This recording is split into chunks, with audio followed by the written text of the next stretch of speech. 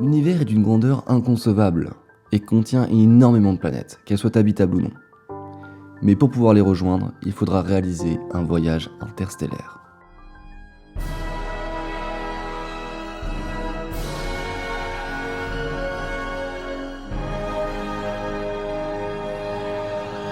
Dans Star Wars, dont le dernier opus sort aujourd'hui, le mercredi 13 décembre 2017, ils utilisent notamment le Faucon Millennium. C'est un type de vaisseau leur permettant de pouvoir réaliser des voyages interstellaires. Ils peuvent aller à des vitesses folles, des vitesses s'approchant même de celles de la lumière, ce qui est pour nous aujourd'hui quelque chose d'inapplicable et de fantasmatique. Alors avant même de s'intéresser à nos technologies actuelles et à leurs caractéristiques, nous avons quelques petites questions à nous poser. Pourquoi devrions-nous réaliser ce genre de voyage ? Est-ce que quelque chose nous chasse ? Est-ce que nous devons fuir ? Est-ce que nous avons réellement une utilité à partir de notre système et de notre planète ? Eh bien non, ce n'est ni une nécessité, ni une fuite. Aujourd'hui, notre planète nous offre un bel équilibre de vie. Malgré tout ce que nous pouvons lui faire subir, elle ne nous chasse pas. Alors il ne reste que l'avancée scientifique et le besoin.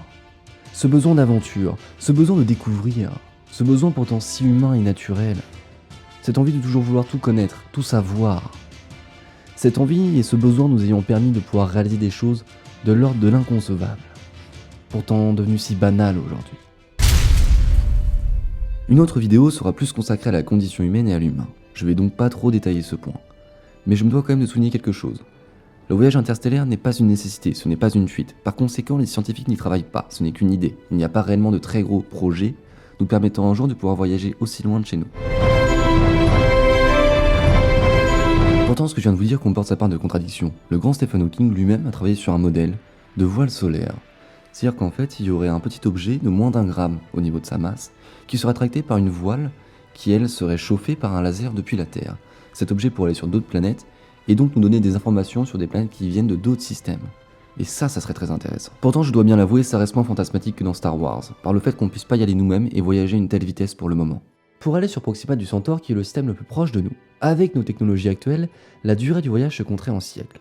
Et encore, pour ça il faudrait réussir à pallier à certains soucis, notamment ceux de carburant. Mais bref, imaginons que l'on arrivait à passer outre ces soucis.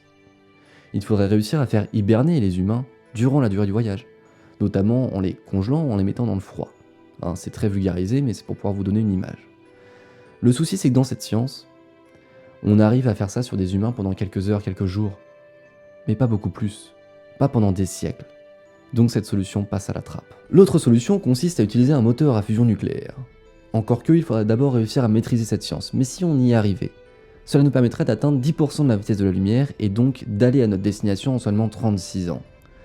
Le seul souci, c'est que pour cela, il faudrait une partie du carburant qui se trouve sur Jupiter. Et ça demande une énergie humaine faramineuse. C'est-à-dire que même avec toute l'énergie de tous les humains qui travailleraient juste pour ça, on ne sait pas si il faudrait pas plusieurs dizaines, voire plusieurs centaines d'années pour y arriver. La possibilité la plus probable reste celle de Stephen Hawking. Pourtant, nous ne voyagerons pas avec ce vol, malheureusement. Et de plus, il a rajouté que d'après lui, il faudrait quand même 2 décennies pour réussir à maîtriser ce genre de technologie. Voyager 1 est une sonde tout à fait intéressante. Je ne sais pas si vous la connaissez. Auquel cas, ce n'est pas très grave, vous pouvez toujours vous renseigner à son sujet. Tout ce que je dois vous dire d'intéressant à son sujet dans cette vidéo, c'est qu'elle a déjà quitté le système solaire. Par conséquent, elle réalise un voyage interstellaire. Alors ce n'est pas parce que nous ne pouvons pas réaliser des voyages interstellaires habités et voyager à de telles vitesses que nous ne pouvons pas penser à ce genre de sondes qui réalisent déjà une prouesse scientifique.